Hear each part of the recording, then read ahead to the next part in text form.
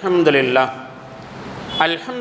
nahmaduhu wa nasta'inuhu wa nastaghfiruhu wa nu'minu bihi wa natawakkalu alayhi wa na'udzu billahi min shururi anfusina wa min sayyiati a'malina man yahdihillahu fala mudilla lahu wa man yudlilhu fala hadiya lahu wa nashhadu an la ilaha illallah wahdahu la sharika lahu wa nashhadu anna Muhammadan abduhu wa rasuluhu sallallahu alayhi wa sallam amma ba'd فأعوذ بالله من الشيطان الرجيم بسم الله الرحمن الرحيم وما كان ربك مهلك القرى حتى يبعث في أمها رسولا يتلو عليهم آياتنا وما كنا مهلك القرى إلا وأهلها ظالمون وقال الله تعالى في آية أخرى وما كان ربك ليهلك القرى بظلم وأهلها مصلحون صدق الله العلي العظيم. அகில உலகையும் படைத்து பரிபாலித்து ரட்சிக்கும் அல்லாஹுக்கு எல்லா புகழும் உரித்தானது. சலாத்தும் சலாமும் நபிகளார் ஸல்லல்லாஹு அலைஹி வஸல்லம் அவர்கள் மீதும் அவர்களது குடும்பத்தினர் தோழர் தொடர்ந்தோர் அனைவரின் மீதும் உலகில் உள்ள மோமின்களான நல்லடியார்களான ஆண்கள் பெண்கள் அனைவரின் மீதும் குறிப்பாக இறையருளை நாடி ஜுமா தொழுகைக்காக அவனது இல்லத்திலே ஒருங்கிணைந்திருக்கும் நம் அனைவர் மீதும் என்னென்றும் நின்று நிலவட்டுமாக. கண்ணியத்திற்கும் மரியாதைக்கும் உரிய பெரியோர்களே, இளைஞர்களே, தாய்மார்களே, சகோதரிகளே, இன்றைய ஜும்மா உரையிலே உரத்த சிந்தனை என்கிற அடிப்படையிலே ஒரு 2 விஷயங்களை உங்களுக்கு முன்னால் எடுத்து வைத்து துவங்குகிறேன். ஒரு பக்கம் முஸ்லிம்களுடைய பாதுகாப்புக்காக முஸ்லிம் சமுதாயத்தினுடைய தலைவர்கள் அகில உலக அளவிலும் இந்திய அளவிலும் தமிழக அளவிலும் பெரும்பாடுபட்டு கொண்டு வருகிறார்கள். உலகத்திலே முஸ்லிம்கள் பெரும் நெருக்கடிக்குள்ளாக்கப்படுகின்றார்கள். இந்தியாவிலும் கூட சொல்லித் தெரிய வேண்டிய அவசியம் இல்லாத அளவுக்கு நாள்தோறும் தொலைக்காட்சி செய்திகளிலும் பத்திரிகைகளிலும் சமூக ஊடகங்களிலும் அவற்றை எழுத்தாகவும் படமாகவும் காணொளிகளாகவும் நாம் கண்டும் கேட்டும் பார்த்தும் புரிந்து கொண்டு வருகிறோம். சொல்லித் தெரிய வேண்டியதில்லை என்கிற அளவுக்கு. அப்போ அந்த முஸ்லிம் சமுதாயத்தினுடைய பாதுகாப்பு கேள்விக்குறியாக இருக்கிறது. உயிர் உடைமைகளுக்கு பெரும் இழப்புகள் ஏற்படுத்தப்படுகின்றன, ஷரியத்திலே கை வைக்கப்படுகின்றது. அவர்களுடைய இஸ்லாத்தை பின்பற்றுவதற்கு மிகப்பெரிய அளவுக்கு நெருக்கடிகள் கொடுக்கப்படுகின்றது. அரசியல் ரீதியான ஓரங்கட்டப்படல்கள், நெருக்கடிகள் என்று ஏராளமாக இருக்கின்றன. இந்த மாதிரியான முஸ்லிம் சமுதாயத்தினுடைய பாதுகாப்புக்காக முஸ்லிம் சமுதாயத்தின் தலைவர்கள் பெரும்பாடுபட்டு கொண்டிருக்கிறார்கள் என்று சொன்னால், இன்னொரு பக்கத்திலே முஸ்லிம் சமுதாயத்திலே கணிசமான பேர்கள் இவற்றை பற்றியெல்லாம் எந்த விதமான கவலையும் இல்லாமல் சர்வ சுதந்திரமாக சாதாரணமாக உண்டு குடித்து சுகித்து வாழ்ந்து கொண்டிருக்கிறார்கள். இது இன்னொரு பக்கம். முஸ்லிம் சமுதாயத்தினுடைய உள்ளும் புறமும் ஒழுக்க சீரழிவுகளும் கூட கணிசமான அளவுக்கு முன்னெப்போதையும் விட அதிகமாக ஏற்பட்டு கொண்டிருக்கிறது. இந்த சமுதாயத்திற்குள்ள எல்லா விதமான ஒழுக்கக்கேடுகளும் பாவங்களும் தீமைகளும் அதிகமாகிக் கொண்டே வருகின்றன. வட்டியை பற்றிய விழிப்புணர்வு இல்லை. ஒரு பக்கம் வரதட்சணை குறித்த விழிப்புணர்வு வந்தாலும் இப்பொழுதெல்லாம் ஆடம்பர திருமணங்களிலே முஸ்லிம் சமுதாயம் மூழ்கி திளைத்து கொண்டிருக்கிறது. அந்த வகையிலே தங்களுடைய பண கொழுப்புகளை வெளிப்படுத்தி கொண்டிருக்கிறது என்று பட்டவர்த்தனமாக அழுத்தம் திருத்தமாக தயக்கம் இல்லாமல் சொல்லலாம். தங்களுடைய பண கொழுப்பை வெளிப்படுத்துகிற அலங்கோலங்கள் அதிகமாகிக் கொண்டிருக்கின்றன. மது போதைகள் முஸ்லிம் சமுதாயத்துடைய இளைஞர்கள் கையில் எடுத்து கொண்டிருக்கிறார்கள். விற்பனையும் அதிகமாக நடக்கின்றன, பயன்பாடுகளும் அதிகமாக இருக்கின்றன. யாராலும் மறுக்கவே முடியாத சில கசப்பான உண்மைகள் இவை. ஒரு பக்கம் மீண்டும் நீங்கள் நினைத்து பாருங்கள். ஒரு உரத்த சிந்தனை என்கிற அடிப்படையில் 2 சூழ்நிலைகளை உங்களுக்கு முன்னால் வைத்திருக்கிறேன். ஒன்று, முஸ்லிம் சமுதாயத்தினுடைய பாதுகாப்பு கேள்விக்குறியாக இருக்கிறது. முஸ்லிம் சமுதாயத்தினுடைய தலைவர்கள் அந்த பாதுகாப்பை ஏற்படுத்துவதற்காக கடும் போராட்டங்களை நடத்தி கொண்டிருக்கிறார்கள். இன்னொரு பக்கம் முஸ்லிம் சமுதாயத்தில் கணிசமான பேர்கள் எந்த கவலையும் இல்லாமல் ஒரு சராசரி மனிதனாக முஸ்லிம் என்கிற பொறுப்புணர்வு இல்லாதவர்களாக சுகபோக வாழ்க்கையிலே இருந்து கொண்டிருப்பதையும் பார்க்கிறோம். இப்போ இந்த 2 சூழ்நிலைக்கு முன்னால் நமக்கு சில கேள்விகள் வருகின்றன. அந்த கேள்விகளையும் உங்களுக்கு முன்னால் எடுத்து வைக்க ஆசைப்படுகிறேன். இந்த முஸ்லிம் சமுதாயத்தினுடைய பாதுகாப்பு யார் கையில் இருக்கிறது? நம்முடைய அரசியல் தலைவர்களும் அமைப்பு தலைவர்களும் ஆலிம்களும் படாத பாடுபட்டு கொண்டிருக்கிறார்களே இந்த சமுதாயத்தினுடைய பாதுகாப்புக்காக. உண்மையிலேயே இந்த சமுதாயத்தின் பாதுகாப்பு சமுதாயத்தின் தலைவர்கள் கையிலே இருக்கின்றனவா? யார் கையிலே இருக்கிறது? இரண்டாவது முக்கியமான கேள்வி, இரண்டாவது சூழ்நிலையினுடைய பின்னணியிலே இந்த சமுதாயத்தினுடைய பெருகி வரக்கூடிய தீமைகளை சீர்திருத்துவது எப்படி? ரெண்டுமே மிக முக்கியமான கேள்விகள். யார் இந்த சமுதாயத்தினுடைய தீமைகளை சீர்திருத்துவார்கள்? எப்பொழுது இந்த சீர்திருத்தம் நடக்கும்? யாரால் நடக்கும் என்று கேட்டால் அதற்கான சுருக்கமான பதில் இவைகள்தான். கண்டிப்பாக இன்னொரு நபி இந்த சமுதாயத்தினுடைய சீர்திருத்தத்தையும் மேற்கொள்ள முடியாது, இந்த சமுதாயத்திற்கான பாதுகாப்பையும் ஏற்படுத்த முடியாது. ரொம்ப சுருக்கமான பதில், இன்னொரு நபி வரப்போறதில்லை. சரியாக சொன்னால் ஒரு காலகட்டத்திலே நபிமார்கள் தான் அந்தந்த சமுதாயத்தினுடைய சீர்திருத்தத்துக்கு பொறுப்பேற்றுக் கொண்டார்கள், பாதுகாப்பை ஏற்படுத்துவதற்கு கடும் முயற்சி செய்தார்கள். ஆனால் இன்னைக்கு அப்படி நபிமார்கள் வருவதற்கான வாய்ப்பில்லை. நம்முடைய நம்பிக்கை முஹம்மது நபி ஸல்லல்லாஹு அலைஹி வஸல்லம் அவர்களுக்கு பிறகு இன்னொரு நபி வரப்போவதில்லை என்பது. அப்போ இன்னொரு நபி இந்த சமுதாயத்திற்கு பாதுகாப்பை ஏற்படுத்த முடியாது, இந்த சமுதாயத்தினுடைய சீர்திருத்தத்துக்கும் பொறுப்பேற்றுக் கொள்ள முடியாது. சரியாக சொன்னால் இந்த சமுதாயத்தினுடைய பாதுகாப்பும் சீர்திருத்தமும் நம்மில் ஒவ்வொருவருடைய கையிலும் இருக்கிறது. முஸ்லிம் சமுதாயத்திலே வாழ்ந்து வரக்கூடிய, வேறு வகையில் சொன்னால் தன்னை முஸ்லிம் என்று சொல்லக்கூடிய, இன்னும் வேறு வகையில் சொன்னால் நானும் ஒரு முஸ்லிம் என்று உரிமைவாதம் பேசக்கூடிய ஒவ்வொருவனுடைய கையிலும் இருக்கிறது இந்த சமுதாயத்தினுடைய சீர்திருத்தமும் இந்த சமுதாயத்தினுடைய பாதுகாப்பும்.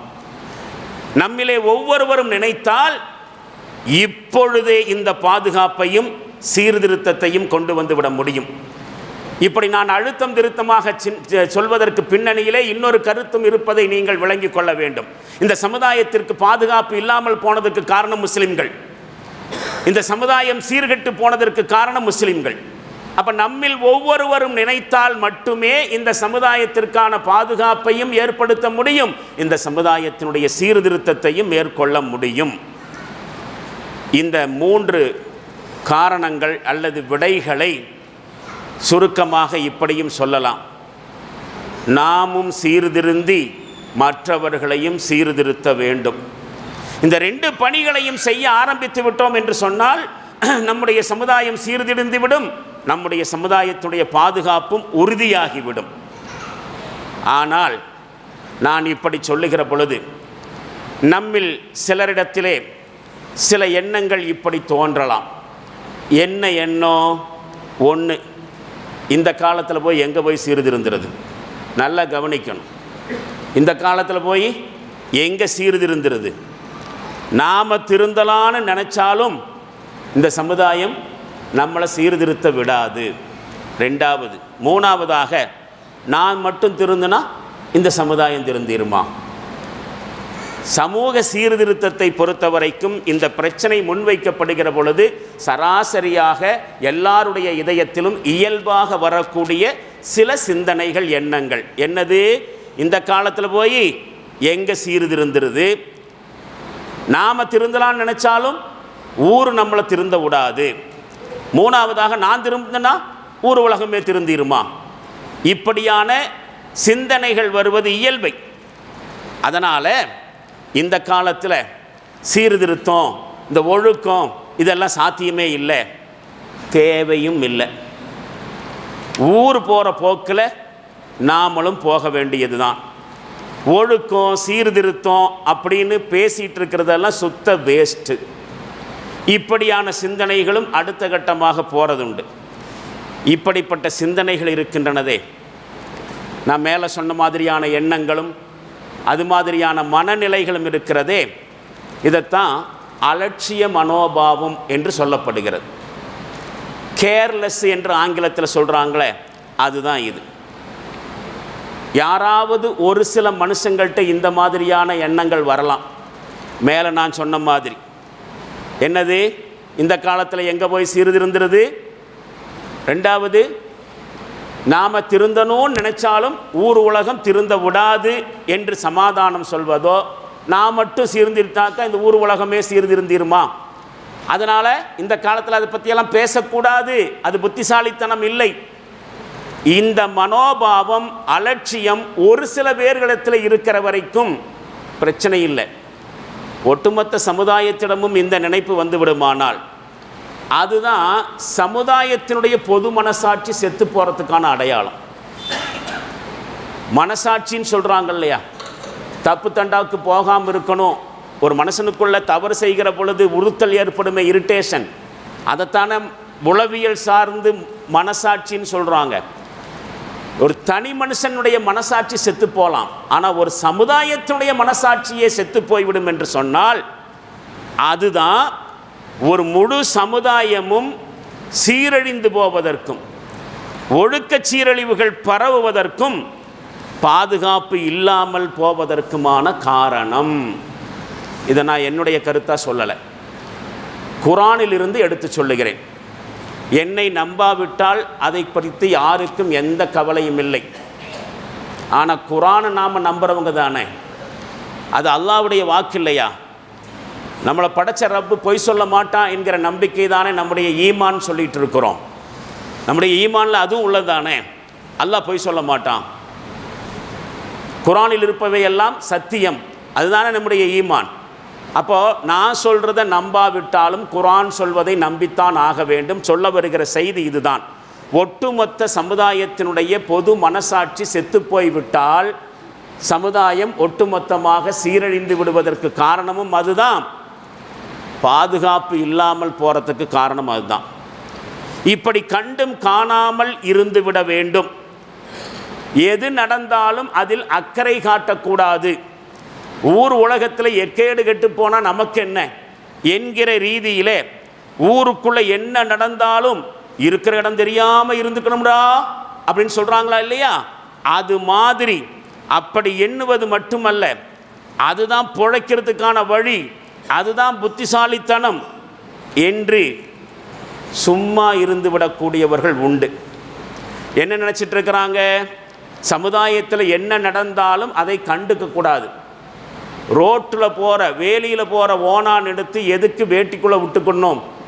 எங்கேயோ என்ன பலாயோ நடக்கட்டும், நமக்கு அதுக்கு சம்பந்தம் இல்லை. அதை குறித்து நாம் அக்கறை இல்லாமல் நாம் உண்டு, நம்ம குடும்பம் உண்டு, நம்ம வேலை பொழப்பு உண்டு, நம்முடைய இபாதத்து உண்டு என்று இருக்கிறது தான் நல்லது. நல்ல மனுஷனுக்கு, ஒழுக்கமான மனுஷனுக்கு அடையாளம். தீமைகளை கண்டும் காணாமல் போகிறது தான் புத்திசாலித்தனம். இப்படிப்பட்டவர்களை பற்றியும் இப்படிப்பட்டவருடைய செயல்பாடுகளை பற்றியும் அந்த செயல்பாடுகளுடைய விளைவுகளை பற்றியும் அல்லாஹ் இப்படி சொல்லுவான். குல், நபியை இவரிடத்தில் சொல்லுங்கள், ஹல் நுனப்பியுக்கும் பில் அக்ஸரீன அமாலா, தங்களுடைய செயல்களிலே பெரும் நஷ்டத்திற்கு ஆளானவர்கள் யார் என்பதை நான் உங்களுக்கு அறிவித்து தரட்டுமா? தங்களுடைய செயல்களிலே பெரும் நஷ்டத்திற்கு ஆளானவர்கள் யார் என்பதை உங்களுக்கு நான் அறிவித்து தரட்டுமா என்று கேளுங்கள். அல்லதீன லல்ல சஅய்யுஹும் ஃபில் ஹயாத்து துன்யா, அவர்களுடைய முயற்சிகள் அனைத்துமே இந்த உலகத்திலே பெருமுயற்சி. அவர்கள் யார் என்று சொன்னால் உலக வாழ்க்கையிலே அவர்களுடைய முயற்சிகள் அத்துணையும் நேர் வழியிலிருந்து பிறழ்ந்தே இருந்தன. உருப்படியான வேலை இல்லை, எந்த வேலையும் உருப்படியாக செய்யவில்லை. ஆனால் வஹும் யஹ்ஸபூன அன்னஹும் யுஹ்ஸினூன சுன்ஆ, ஆனால் அவர்களோ தாங்கள் செய்வது அனைத்தும் நல்லது என்று எண்ணிக்கொண்டிருக்கிறார்கள். எல்லாவற்றையும் சரியாக செய்திருக்கிறோம் என்கிற கருத்திலே அவர்கள் மூழ்கி கொண்டு கிடந்தார்கள். உலாயிக்கல்லதீன கஃபரு பி ஆயாத்தி ரப்பிஹிம், இவர்கள்தான் அல்லாஹ்வுடைய வசனங்களை பொய்யாக்கியவர்கள். அல்லாஹ்வுடைய வசனங்களை மறுத்தவர்கள் மட்டுமல்ல, வலிகாஇஹி, நாளை மறுமையில் அல்லாஹ்வை சந்திக்க இருக்கிறோம் என்பதையும் மறந்து விட்டவர்கள்.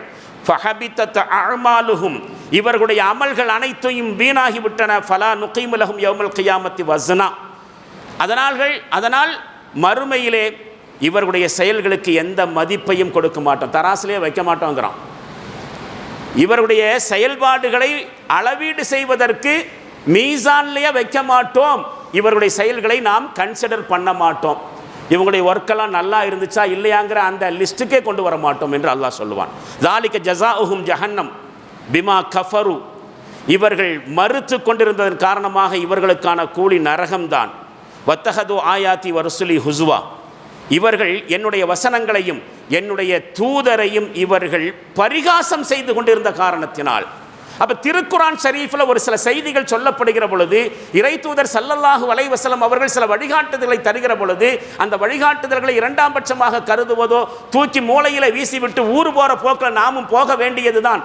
எனக்கும் இந்த சமுதாய சீரழிவுக்கும் சம்பந்தமே இல்லை, நான் நினைச்சு இதெல்லாம் சீர்திருந்த போறது இல்லை என்கிற ரீதியிலே அப்படியே அமைதியாக இருந்து விட்டால் அந்த விளைவை குறித்து தான் இந்த வசனம் சொல்லுகிறது. சூரத்துல் கஹ்ஃப் என்கிற 18வது அத்தியாயத்திலே 103, 106 வசனங்கள். அன்பானவர்களே, முதல்ல நாம் ஒரு விஷயத்தை புரிஞ்சுக்கணும். ஒவ்வொரு சமுதாயத்திலும் இந்த சீரழிவு சீர்கேடுன்னு சொல்கிறோமா இல்லையா, அது முதல்ல சில தனி மனுஷங்கள்ட்ட இருந்தால் ஸ்டார்ட் ஆகுது. ஒட்டுமொத்த சமுதாயம் ஓவர் நைட்டில் சீரழிஞ்சு போகும்னு சொல்ல முடியாது. சில தனி மனிதர்கள்ட்ட இருந்து தான் அந்த சமுதாய சீரழிவு ஸ்டார்ட் ஆகும். ஆனால் அந்த சீரழிவை செய்யக்கூடிய அவர்களை தவிர முழு சமுதாயத்தினுடைய அந்த மனசாட்சி உயிர் துடிப்போடு இருந்துச்சுன்னு சொன்னால் சீரழிஞ்சு போன அந்த தனி மனுஷங்களை கண்ட்ரோல் பண்ணி வைக்கும், அடக்கி வைக்கும், விடமாட்டாங்க. நீ பண்ணிட தப்பு என் குடும்பத்துக்கு வர்றதுக்கு ரொம்ப நேரம் ஆகாது என்று சமுதாயத்தில் நடக்கக்கூடிய கொடுமைகளையும் பாவங்களையும் குற்றங்களையும் தீமைகளையும் அந்த சமுதாயத்துடைய பொது மனசாட்சி அடக்கி வைக்கும். ஆனால் முழு சமுதாயமும் சீரழிந்து விட்டால், அந்த 1-2 பேர் சீரழிஞ்சு போயிருக்கிறாங்களே அவங்க விஷயத்தில் கண்டும் காணாமல் இருந்து விட்டால், அசட்டையாக இருந்து விட்டால், அப்படி தவறு செய்யக்கூடியவர்கள் குற்றம் செய்யக்கூடியவர்களை கண்டிப்பதற்கும் தண்டிப்பதற்கும் பதிலாக எக்கோடோ கெட்டு போகட்டும் என்று அவர்கள் சமுதாயத்தில் சுதந்திரமாக நடமாடுவதற்கு விட்டுவிட்டோம் என்று சொன்னால், முதல்ல தனி மனுஷன்றிருந்து துவங்கின அந்த சமுதாய சீர்கேடு கொஞ்சம் கொஞ்சமாக பரவி முழு சமுதாயமும் சீர்கெட்டு போகும். ரொம்பவெல்லாம் யோசிக்க வேண்டாம். நிறைய உதாரணங்கள் நாமளே பல சமயத்தில் பேசியிருப்போம்.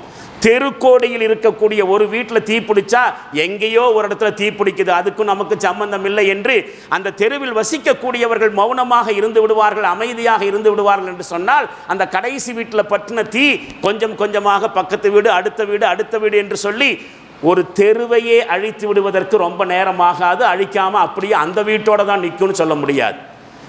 தீ எப்படி பரவி தடுக்காமல் விட்டால், அணைக்காமல் விட்டால் பரவி ஊரையே அழித்து விடுமோ, அதே மாதிரி எங்கேயாவது நடக்கக்கூடிய சமூக சீர்கேடு அங்கே தானே நடக்குது, எனக்கும் அதுக்கும் சம்பந்தம் இல்லை என்று இருந்து விட்டால் அந்த சமுதாய சீர்கேடு நம்ம வீட்டுக்குள்ளேயும் வர்றதுக்கு ரொம்ப நேரம் ஆகாது. இது எல்லாருக்கும் புரிஞ்சிருக்கக்கூடிய விஷயம். சமுதாய சீர்கேடு விஷயத்தில் இஸ்லாத்தினுடைய நிலைப்பாடு, குர்ஆனுடைய நிலைப்பாடு, அல்லாஹ்வுடைய நிலைப்பாடு இப்படிப்பட்டது தான். இந்த மாதிரி ஆகி முழு சமுதாயமும் சீர்கெட்டு போயிருச்சுன்னு வச்சுக்கோங்களேன்.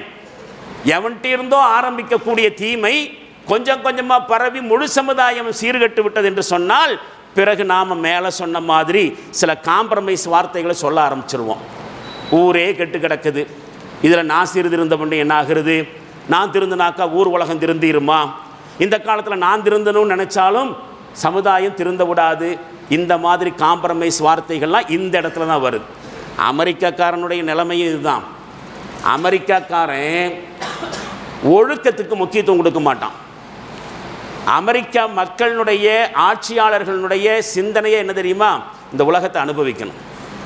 சுருக்கமாக சொன்னால் அவங்களுடைய லைஃப் ஸ்டைலு, அவங்களோட வாழ்க்கையினுடைய லட்சியம் உசுரோடு இருக்கிற வரைக்கும் இந்த உலகத்தில் என்னென்ன இன்பங்கள் இருக்குதோ அத்தனை அனுபவிச்சிடணும். அப்போ நியாயம் அநியாயம் ஒழுக்கம் இதையெல்லாம் பார்க்கக்கூடாது. பார்த்தா உலகத்தை அனுபவிக்க முடியாது. ஆட்சியாளர்களாக இருந்தாலும் சரி, பொதுமக்கள் குடிமக்களாக இருந்தாலும் சரி, எல்லாருடைய மனநிலை அதுதான். அப்போ ஒழுக்கத்துக்கு முக்கியத்துவம் கொடுக்காதனால எல்லா பலாய் முசீபத்தும் ஒழுக்கக்கேடுகளும் அமெரிக்காவில் குவியும்.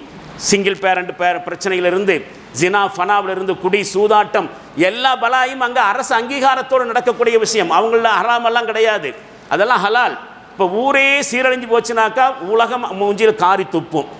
அப்போ என்ன பண்ணுவான் தெரியுமா, தன்னுடைய ஒழுக்கக்கேட்டை கண்ட்ரோல் பண்ண முடியாத சூழ்நிலைக்கு ஒரேடியாக சீரழிஞ்சு போன பிறகு அவன் என்ன நினைப்பான், சீர்திருத்த முடியாது, அடுத்தவனையும் சேர்த்து கெடுவருத்துவான். யாரெல்லாம் அமெரிக்காவை திட்டுறானோ, ஒழுக்க ரீதியாக விமர்சனம் செய்கிறானோ, அவனையும் சேர்த்து கெடுத்துட்டா விமர்சனம் பண்ணுறதுக்கு ஆள் இருக்க மாட்டான். இதுதான் அமெரிக்காவுடைய பாலிசி. இப்போது ஊர் உலகத்தில் எங்கேயோ நடக்குது, யாரோ செய்கிறாங்க என்கிற ரீதியில் சில சமுதாய கொடுமைகளையும் பாவங்களையும் நாம் மௌனமாக அங்கீகரித்து விட்டோம் என்று சொன்னால் நாமளும் அதற்கு ஒரு தார்மீக ரீதியான ஒப்புதலை கொடுத்து விட்டோம்னு அர்த்தம். நாமளும் அதற்கு ஒரு மறைமுகமான காரணமாக இருக்கிறோன்னு அர்த்தம். இது பொது மனசாட்சி செத்து போனதுக்கான அடையாளம். இப்போ நாம் புரிஞ்சிக்க வேண்டிய விஷயம், இப்படி ஒரு சமுதாயத்தினுடைய பொது மனசாட்சி செத்து போயிடுச்சுன்னு வச்சுங்க, தப்பு தாண்டாலாம் எல்லாரும் பண்ணுங்கிற அவசியம் இல்லை.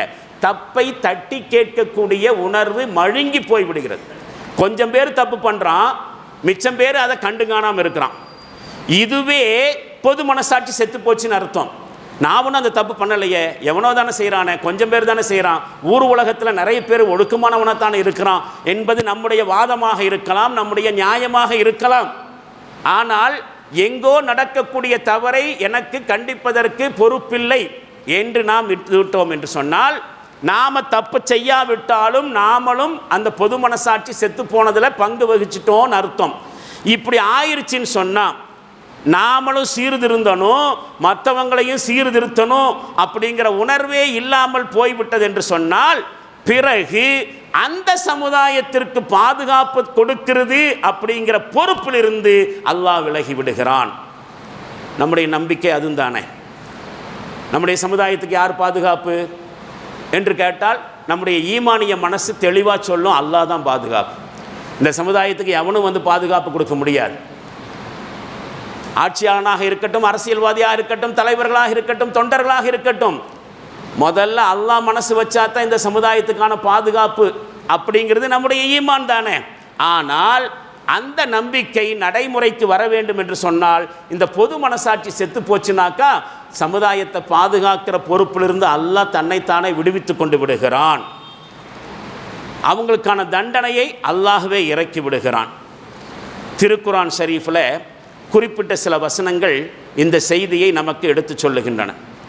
நாம் அந்த குறிப்பிட்ட வசனத்தையும் அதற்கான விளக்கத்திலிருந்து சில செய்திகளையும் புரிஞ்சுக்கலாம்.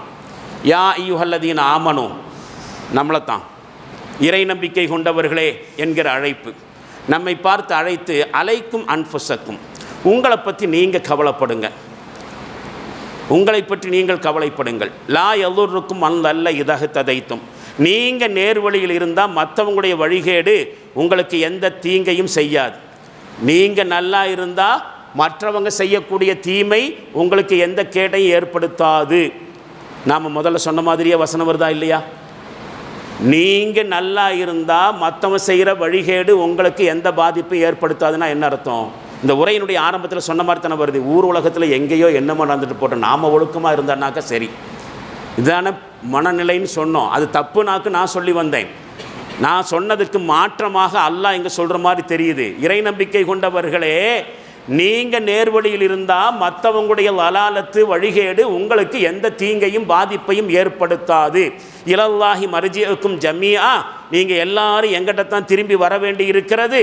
ஃபயுனப்பியுக்கும் பிமா குன்தும் தஅமலூன், அப்போ நீங்கள் என்ன செஞ்சிட்டு இருந்தீங்க, யார் என்ன தப்பு பண்ணிகிட்டு இருந்தான், எவன் ஒடுக்கமாக இருந்தான், எவன் சேர்கிட்டு இருந்தான், எவன் ஹிதாயத்தில் இருந்தான், எவன் லலாலத்தில் இருந்தான், எல்லாம் அங்கே வந்து நான் அறிவித்து கொடுத்துருவேன் என்று சொல்லக்கூடிய திருக்குரான் வசனம் 5வது அத்தியாயத்தில் சூரத்துல் மாயிதாவில் 105வது வசனமாக இடம்பெறுது. இந்த வசனத்தை பார்க்கும்போது இங்கேயோ என்னமோ நடந்தால் சரி, நம்ம லெவலுக்கு நாம் ஒழுக்கமாக இருந்துக்குவோம், நம்ம கபருக்கு நாம் தேடிக்குவோம், ஊர் உலகத்தில் என்ன நடந்தால் என்ன, அல்லாவே சொல்லிட்டானே, நீ ஹிதாயத்தில் இருந்தால் மற்றவனுடைய லலாலத்து உனக்கு எந்த கேடும் ஏற்படுத்தாதுன்னு சொல்லிட்டானே என்று நாம் பேசாமல் கையை கட்டிட்டு உட்கார்றதுக்கு அல்லாவே அனுமதி கொடுத்துட்டாங்கிற மாதிரி தோணுது. அப்போ இந்த வசனத்துடைய சாரம் என்பது தன்னுடைய பாதுகாப்புக்கான வழியை மட்டும் தேடிக்கிட்டு மற்றவர்களை சீர்திருத்துகின்ற விஷயத்திலே சும்மா இருந்துடணும், மற்றவருடைய சீர்திருத்தத்தை நாம் புறக்கணித்து விட வேண்டும் அப்படின்னு சில பேர் நினச்சிருக்கிறாங்க. ஆனால் உண்மை அதுவல்ல. இந்த தவறான கருத்தை திருத்தியவாறு ஹதரத் அபூபக்கர் சித்திக் ரலியல்லாஹு அன்ஹு அவர்கள் ஒரு தடவை இப்படி பிரசங்கம் செஞ்சாங்க. என்ன பிரசங்கம்? அபூபக்கர் சித்திக் ரலியல்லாஹு அன்ஹு சொல்வார்கள், ஐயுஹன்னாஸ், மனிதர்களை, இன்னக்கும் தக்ரஊன ஹாதிஹில் ஆயா, நீங்கள் இந்த வசனத்தை ஓதுறீங்க. எந்த வசனம்? இப்போ நான் சொல்லி காட்டினேன், சூரத்துல் மாயிதா என்கிற 5வது அத்தியாயத்தின் 105வது வசனம், இறை நம்பிக்கை கொண்டவர்களே நீங்கள் உங்களை பற்றி கவலைப்படுங்க, நீங்கள் நேர்வழியில் இருந்தால் மற்றவங்களுடைய வழிகேடு உங்களுக்கு எந்த பாதிப்பை ஏற்படுத்தாது என்கிற வசனத்தை நீங்கள் ஓதிக்கொண்டிருக்கின்றீர்கள். ஓதி அதற்கு தவறான அர்த்தமும் கற்பிக்கின்றீர்கள். நீங்கள் கையை கட்டிட்டு பேசாமல் இருங்க, ஊர் உலகத்தில் என்ன நடந்தாலும் கண்டுக்காதீங்க என்கிற அர்த்தம் அல்ல இதற்கு. அப்படி இந்த வசனம் சொல்லலை என்று சொல்லிவிட்டு, இன்னி சமயத்து ரசூலுல்லாஹி ஸல்லல்லாஹு அலைஹி வஸல்லம் யகூல், உங்களுடைய தூதர் நபி ஸல்லல்லாஹு அலைஹி வஸல்லம் அவர்கள் சொல்வதை நான் கேட்டிருக்கிறேன். இன்னன்னாஸ இதா ரஅல் ஆலிம், மனிதர்கள் கொடுமை இழைப்பவனை பார்க்கிறார்கள் என்று சொன்னால், சமுதாயத்தில் அக்கிரமம் அநியாயம் செய்யக்கூடியவனை பார்த்தால், ஃபலம் யஹுது அலா யதைஹி, அவனுடைய கையை பிடித்து அந்த கொடுமையில் செய்வதிலிருந்து தடுக்காவிட்டால், ஊர் உலகத்தில் எங்கோ தப்பு நடக்குது, எவனோ செய்கிறான் இல்லை, அது சமுதாயத்தில் பாதிப்பு ஏற்படுத்தும், அவனோட அந்த பலாய் முசீபத்து நிற்காது என்கிற பொறுப்புணர்வோடு கொடுமை செய்பவனின் கையை பிடித்து நீங்கள் தடுக்காவிட்டால், அவுஷக ஐ யுஅம்மல்லாஹு பி இகாபி மின்ஹு, தன்னிடமிருந்து அல்லாஹ் தண்டனையின் மூலமாக அவர்களை சுற்றி வளைத்து கொண்டு விடுகிறான். தன்னது தண்டனை மூலமாக ஒட்டுமொத்த சமுதாயத்திற்கும் அந்த தண்டனை இறக்கிறான். அதன் தொடராக சில செய்திகளையும் நபிகளார் ஸல்லல்லாஹு அலைஹி வஸல்லம் அவர்கள் சொன்னார்கள். மேலே சொன்ன அந்த செய்தி திருமதியில் பதிவு செய்யப்பட்டிருக்கு. என்ன அர்த்தம்? கொடுமை செய்பவனை பிடித்து கரம் பிடித்து தடுக்காவிட்டால் கொடுக்கப்படுற தண்டனை அவனுக்கு மட்டுமல்ல, ஒட்டுமொத்த சமுதாயத்துக்கு தான். அதை பார்த்துட்டும் பார்க்காம இருந்தாங்களே, கண்டும் காணாமல் இருந்தாங்களே, அவங்களுக்கும் சேர்ந்து தண்டனையை கொடுத்து விடுறான். அதனால் இந்த வசனத்தை ஓதிட்டு நீங்கள் பேசாமல் இருந்துடாதீங்க, நீங்கள் நினைக்கிற மாதிரியான அர்த்தம் இல்லைன்னு அபூபக்கர் சித்திக் ரலியல்லாஹு சொன்னாங்க. திருமதியில் பதிவு செய்யப்பட்டது. இன்னொரு ஹதீஸ் இதே மாதிரி கருத்தில் நபிகளார் ஸல்லல்லாஹு அலைஹி வஸல்லம் சொல்ல அதே திருமதியில் பதிவு செய்யப்பட்டிருக்கிறது. அன்னலார் ஸல்லல்லாஹு அலைஹி வஸல்லம் சொல்வார்கள், வல்லதி நஃப்ஸி பியதிஹி, என்னுடைய உயிர் எந்த அல்லாஹ்வுடைய கையில் இருக்கிறதோ அவன் மீது சத்தியமாக, லதஅமுருன்ன பில் மஅரூஃப், நீங்கள் நன்மையை ஏவிக்கொண்டுதான் இருக்க வேண்டும், வல தன்ஹவுன்ன அனில் முன்கர், தீமையை விட்டு மக்களை தடுத்து கொண்டுதான் இருக்க வேண்டும்.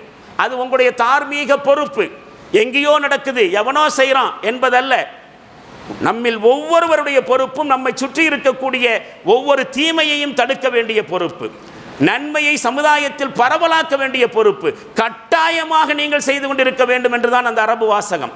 லதஅமுருன்ன, கண்டிப்பாக நீங்கள் ஏவிக்கொண்டிருக்க வேண்டும், பில் மஅரூஃப், நன்மையை, வல தன்ஹவுன்ன, நிச்சயமாக நீங்கள் தடுத்து கொண்டிருக்க வேண்டும், அனில் முன்கர், தீமையை.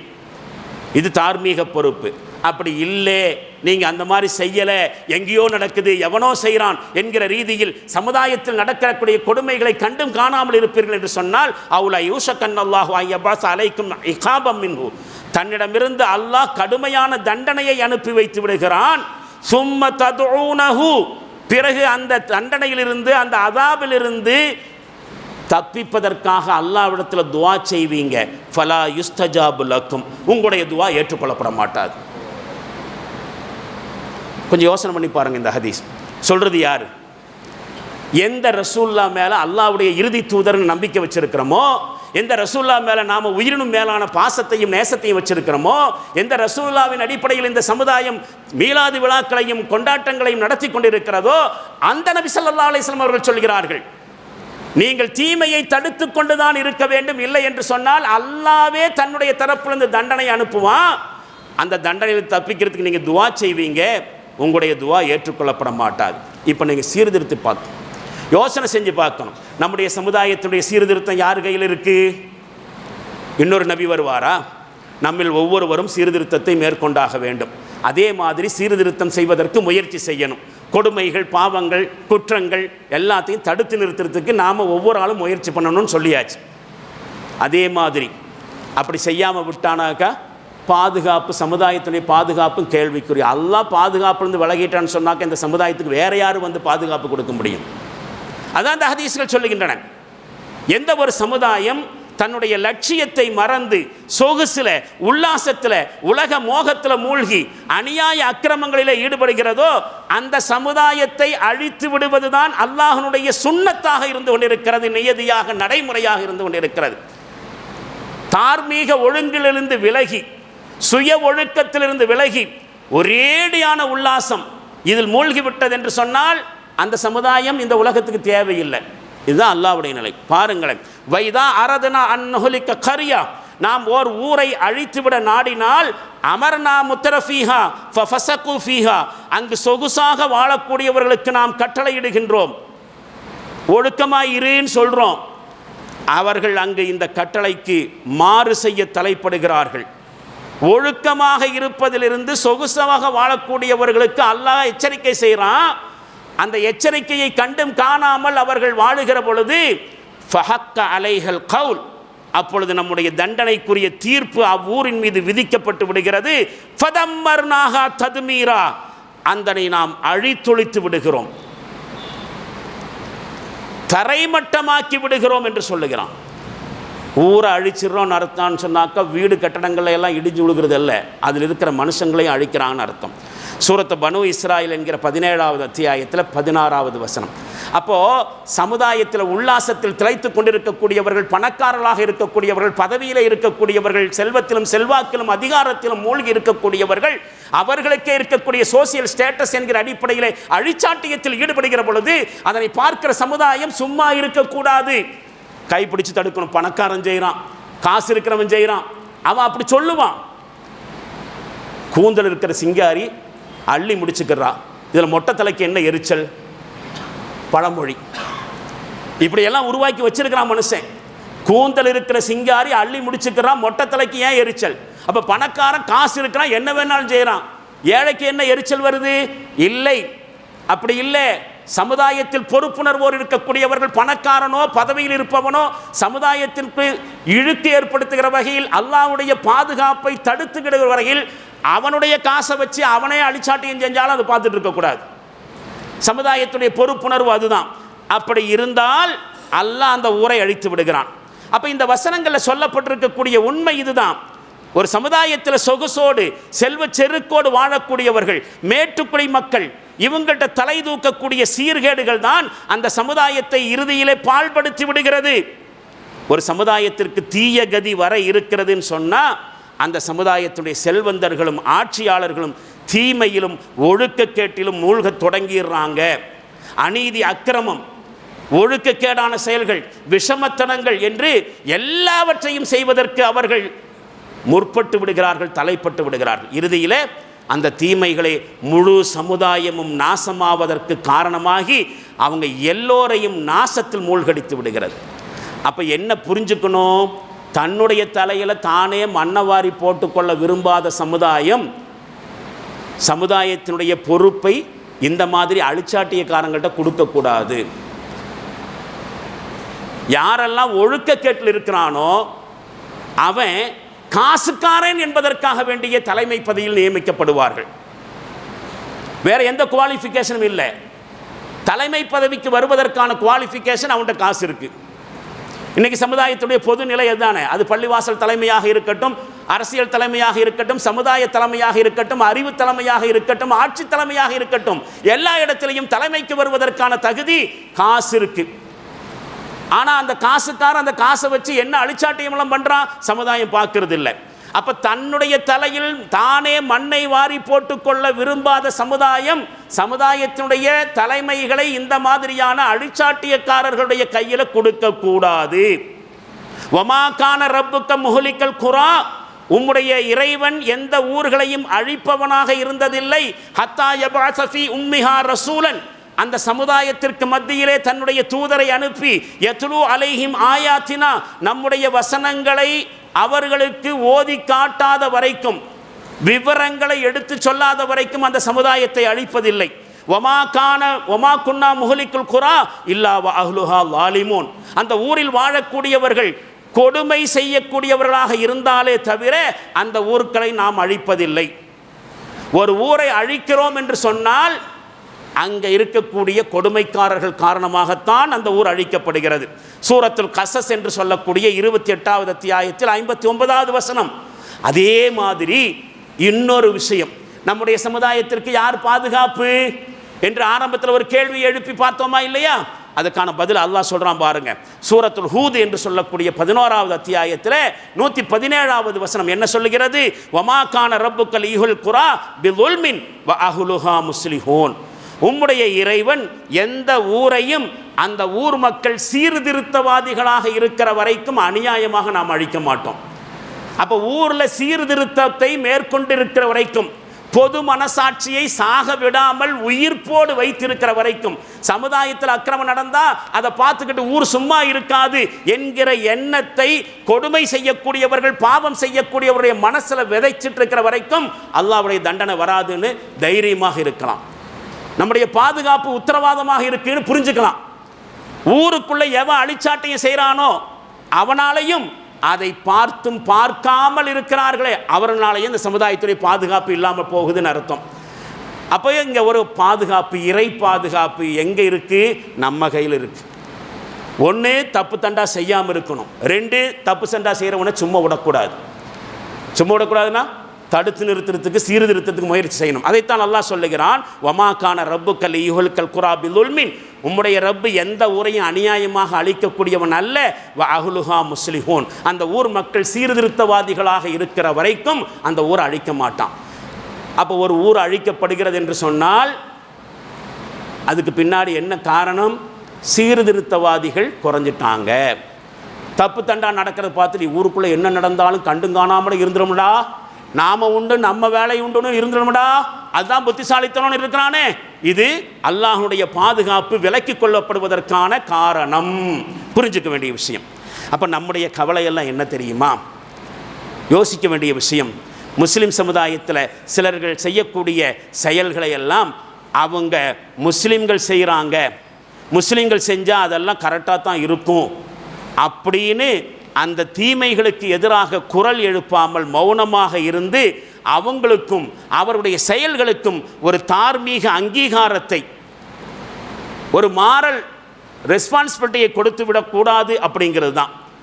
சமுதாயத்தில் நடக்கக்கூடிய கொடுமைகளை கண்டும் காணாமல் இருப்பது அல்லது மௌனமாக கடந்து போகிறது, அதை பற்றி மக்களிடத்திலே விழிப்புணர்வு ஏற்படுத்தாமல் இருப்பது, அதை கண்டிக்காமல் இருக்கிறது, அதை தடுக்காமல் இருக்கிறது, இதெல்லாம் செத்து போனதுக்கு சமம். செத்து போனதுக்கு சமம். உண்மைதான். ஒரு பிணந்தானே தன்னை சுற்றி என்ன நடந்தாலும் அசைவில்லாமல் இருக்கும். ஒரு மையத்து தானங்க சுற்றி நடக்கக்கூடியது என்ன நடந்தாலும் ஒன்றும் செய்யாமல் இருக்கிறது என்னது? மையத்து. அப்போ தன்னை சுற்றி என்ன அக்கிரமம் நடந்தாலும் ஒன்றும் செய்யாமல் இருந்தால் நம்மளும் செத்து போனதுக்கு சமந்தான். பிணம் மாதிரி தான். நடைப்பிணம் வேண்டுமானால் சொல்லிக்கொள்ளலாம். ஒரு தடவை முல்லா நஸ்ருதீன் வீட்டுக்குள்ளே உட்கார்ந்துட்டு இருந்தார். திடீர்னு சத்தம் போட்டு சிரித்தார். நம்மளை சில பேர் அப்படி செய்வோம், எதையாவது யோசனை பண்ணுவோம். நம்மளை அறியாமல் சுற்றி யார் இருக்கிறாங்க என்ன நடக்குதுன்னு தெரியாமல் நாம் பாட்டுக்கு என்ன செய்வோம்? கெக்க பிக்கன்னு சிரிச்சிருவோம். அது மாதிரி ஒரு நாள் முல்லா நஸ்ருதீன் திடீர்னு வீட்டில் இருக்கும்போது சிரித்தார். சிரிச்சுக்கிட்டே வாய் விட்டு கேட்டார், ஒரு மனுஷன் இறந்து விட்டானா இல்லையாங்கிறத எப்படி தெரிஞ்சுக்கிறதுன்னு கேட்டார் சத்தம் போட்டு.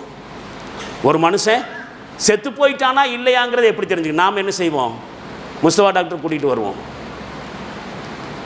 கூட்டு வந்து நாடி பிடிச்சி பார்ப்போம். அவரும் அந்த மாதிரி மனுஷனை யாராவது வந்து மௌத்தாய் கொஞ்சம் நேரமாச்சு டாக்டர் சொல்லிட்டானாக்கா மனுஷன் இறந்து போயிட்டான். முல்லா நஸ்ருதீனுக்கு சந்தேகம். யார் எவருங்கிறதெல்லாம் நீங்கள் வரலாற்றில் போய் பாருங்கள், முல்லா நஸ்ருதீன் யாருன்னு. அந்த மனுஷன் வீட்டுக்குள்ளே உட்காந்துக்கிட்டு ஒரு மனுஷன் இறந்து விட்டான் என்பதை எப்படி தெரிஞ்சுக்கிறது அப்படின்னு சத்தமாக கேட்டார். இப்போ பக்கத்தில் இருந்த ஒய்ஃபு, இதில் என்ன கஷ்டம் இருக்குது, நீங்கள் மௌத்தாயிட்டீங்கன்னு வச்சுக்கங்க. உடனே அந்த அம்மா என்ன செஞ்சிட்டாங்க, ஒரு ஆள் மௌத்தாயிட்டாருன்னு யாரையும் சொல்லலை, கணவனே சொல்கிறார், நீங்கள் மௌத்தாயிட்டீங்கன்னு சொன்னால் உங்களுடைய காலெல்லாம் குளிர்ந்து போய் சில்லுன்னு ஆயிரும். காலை தொட்டு பார்த்தா உடம்புல சூடு இருந்தானாக்கா உசுறு இருக்குன்னு அர்த்தம், சூடு இல்லைன்னா ஆறிப்போச்சு சில்லுன்னு ஆகிப்போச்சுனாக்கா நீங்கள் இறந்துட்டீங்கன்னு அர்த்தம்னு பொதுவான ஒரு நடைமுறையை சொன்னாங்க. இதை அவர் கேட்டுக்கிட்டார். அடுத்த நாள் முல்லா நஸ்ருதீன் விறகு சேகரிக்கிறதுக்காக வேண்டி ஒரு காட்டுக்கு போனார். அவர் ஏறி வந்த கழுதையை ஒரு மரத்தில் கட்டி போட்டார். பிறகு கொஞ்சம் கொஞ்சமாக காய்ந்த விறகுகளை எல்லாம் சேகரிக்க ஆரம்பித்தார். அந்த சமயத்தில் காடு கொஞ்சம் குளிராக இருந்துச்சு. குளிராக இருந்தனால அவர் கைகாலையெல்லாம் தொட்டு பார்த்தார். சில்லுன்னு இருந்துச்சு கைகாலெல்லாம்.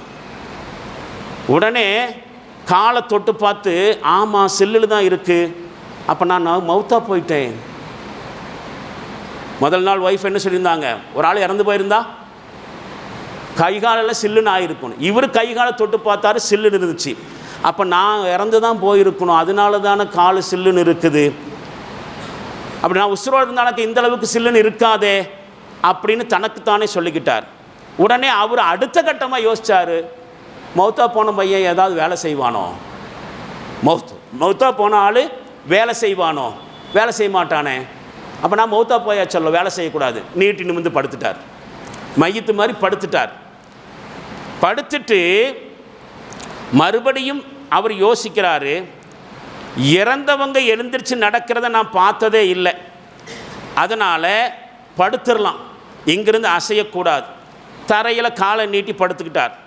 கொஞ்சம் நேரம் கழிஞ்ச பிறகு ஓநாய்களுடைய கூட்டம் ஒன்று வந்துச்சு. அந்த ஓநாய்கள் எல்லாம் ஒன்று சேர்ந்து முல்லா நசீருதீன் கெட்டி போட்ட கழுதை இருக்கா இல்லையா, அதை கொஞ்சம் கொஞ்சமாக பதம் பார்க்க ஆரம்பிச்சிச்சு. உடனே முல்லா நசீர் மனசுக்குள்ள சொன்னார், நாய்களே நீங்கள் வந்த காரியத்தை சரியாக முடிச்சுக்குங்க. காரணம் என்ன தெரியுமா, பாவப்பட்ட அந்த கழுதையினுடைய ஓனர் செத்து போய் கிடக்கிறான். அவன் எந்திரிச்சு வந்து உங்களையெல்லாம் தடுக்க மாட்டான். கழுதையினுடைய ஓனரு செத்து போயிருக்கிறான், வந்த காரியத்தை நீங்கள் முடிச்சுக்குங்க அப்படின்னு. இப்படி சொன்ன பிறகு அவர் தனக்குத்தானே சமாதானம் செய்கிறார். நிச்சயமாக நான் இறந்து தான் போயிட்டேன், அப்படி இல்லைன்னு சொன்னாக்கா நான் எந்திரிச்சு போய் என்னுடைய கழுதையை இந்த நாயிட்டிருந்து காப்பாற்றிருப்பேன்ல. அவரே முடிவு. இந்த கதை நம்மள்கிட்ட சொல்லக்கூடிய செய்தி இருக்குது. இதில் நகைச்சுவை இருக்கா இல்லையா, காரணமா காரியமா, அதெல்லாம் விடுங்க. இந்த கதை சொல்லக்கூடிய ஒரு பெரிய உண்மை இருக்குது. அக்கிரமம் செய்யக்கூடியவனிடத்தில் செய்யாதே என்று சொல்லாதவன் செத்தவனை போன்றவன் தான் என்கிற கருத்து. அவன் உசுரோடையே இல்லை, சமுதாயத்தில் எங்கே என்ன நடந்தாலும் எனக்கென்ன என்று இருந்தால் அவன் செத்து போன பிணத்திற்கு சமம். இந்த கதை உணர்த்துகிற செய்தி அதுதான். நாம் இப்போ இஸ்லாமிய வரலாற்றிலிருந்து சில செய்திகளை பார்க்கணும். பழைய காலத்தில் முஸ்லிம்களாக இருந்தவர்கள், முஸ்லிம்களுக்கு தலைவர்களாக இருந்தவர்கள், சமுதாயத்தில் சீர்கேடு தலை தூக்குகிற சமயத்தில் இஸ்லாமிய வரம்பை விட்டு முஸ்லிம் சமுதாயமே, அந்த வரம்புகளை கட்டி காக்க வேண்டிய முஸ்லிம் சமுதாயமே, அந்த சத்திய இஸ்லாத்திற்கு உயிருள்ள சாட்சிகளாக இருக்க வேண்டிய முஸ்லிம் சமுதாயமே அந்த இஸ்லாத்தை குழி தோண்டி புதைப்பதற்கு முயற்சி செய்கிற பொழுது அன்றைக்கு இருந்த ஆட்சியாளர்கள், அன்றைக்கு இருந்த பொறுப்பாளர்கள், அன்றைக்கு இருந்த உண்மையான முஸ்லிம்கள் அதை எப்படி எதிர்கொண்டார்கள் என்பதை, இரத்தமும் சதையும் இருக்கக்கூடிய, எல்லாவற்றுக்கும் மேலாக உயிரும் இருக்கக்கூடிய முஸ்லிம்களாக நாம் இருந்தால் அதையும் தெரிஞ்சுக்கணும். அதனால தான் அன்றைக்கு மிகப்பெரிய வீழ்ச்சி இருந்தாலும் முஸ்லிம் சமுதாயத்திற்கு அல்லாஹ் ஒரு பாதுகாப்பை கொடுத்தான். இன்னைக்கு நம்மள்கிட்ட அந்த உணர்வு இல்லை, அது மழுங்கி போச்சு என்பதை விட செத்தே போய்விட்டது. எந்த உணர்வு? சமுதாயத்தில் இஸ்லாத்திற்கு களங்கம் விளைவிக்கக்கூடிய செயல்களை ஒரு முஸ்லிம் செய்கிறான் என்பதற்காக வேண்டி நம்மால் செஞ்சுட்டான், என்ன பண்ண முடியும்? அதுக்காக வேண்டி அவனை கொல்லவா முடியும்? நம்மாலாச்சே என்கிற ரீதியில் முஸ்லிம் சமுதாயம் செய்யக்கூடிய தவறுகளை காம்ப்ரமைஸ் செய்து கொள்கிற பொழுது நாம் யோசிக்கணும். அப்போ நாம் என்ன செய்ய வேண்டியிருக்கிறது? விஷயம் கொஞ்சம் பாரதூரமான விஷயமா இருக்குது, சீரியஸ் மேட்டராக இருக்குதுன்னு சொல்ல வந்தேன். பாரதூரம்னா ரொம்ப தமிழ், மேட்ரு கொஞ்சம் சீரியஸ். என்ன பண்ணலாம்? அடுத்த வாரம் இன்ஷா அல்லாஹ் இதை குறித்து பார்க்கலாம். ஒரு தீர்வை நோக்கி பயணப்பட வேண்டும் என்று சொன்னால் கொஞ்சம் டைம் எடுத்து தான் சில விஷயத்தை சொல்லணும். நமக்கு வாய்ப்பு கேடாக சமயம் இல்லாதன் காரணமாக வரலாற்றில் இந்த மாதிரி சமுதாயத்தில் இஸ்லாத்திற்கு பங்கம் விளைவிக்கக்கூடிய முஸ்லிம் கோடாரிகள் அல்லது முஸ்லிம் பெயர்தாங்கிகள் இருக்கிற சமயத்தில் அன்றைக்கு இருந்த பொறுப்பாளர்கள் எப்படி நடந்து கொண்டார்கள், என்ன மனநிலையில் இருந்தார்கள், என்ன முடிவெடுத்தார்கள், என்ன நடவடிக்கை மேற்கொண்டார்கள், அதனால் என்ன விளைஞ்சிச்சு, அதை இன்ஷா அல்லாஹ் வரும் வார ஜும்மா உரையிலே தெரிந்து கொள்வோம். தெரிந்து கொண்ட விஷயத்தின் அடிப்படையிலே நம்முடைய சமுதாய சீர்திருத்தம் என்பது நம்மில் ஒவ்வொரு கையிலும் இருக்கிறது. எல்லாவற்றுக்கும் மேலாக அந்த சீர்திருத்தத்தின் அடிப்படையில் தான் நம்முடைய சமுதாயம் அல்லாஹ்வுடைய பாதுகாப்பை பெறுகிறது என்கிற புரிந்துணர்வோடு செயல்படக்கூடிய நன்மக்களாக அல்லாஹ் நம் அனைவர்களையும் ஆக்கியருள்வானாக. வாஹிர் தாவானா அல்ஹம்துலில்லாஹி ரப்பில் ஆலமீன். பாரக்கல்லாஹு லனா வலக்கும் ஃபில் குர்ஆனில் அதீம் வனஃபஅனா வ ஈயாக்கும் பில் ஆயாத்தி வ திக்ரில் ஹக்கீம் இன்னஹு தஆலா ஜவாதுன் கரீமும் மலிக்கும் பர்ரு ரഊஃபுர் ரஹீமுன் வ ரப்புன் ஹலீம்.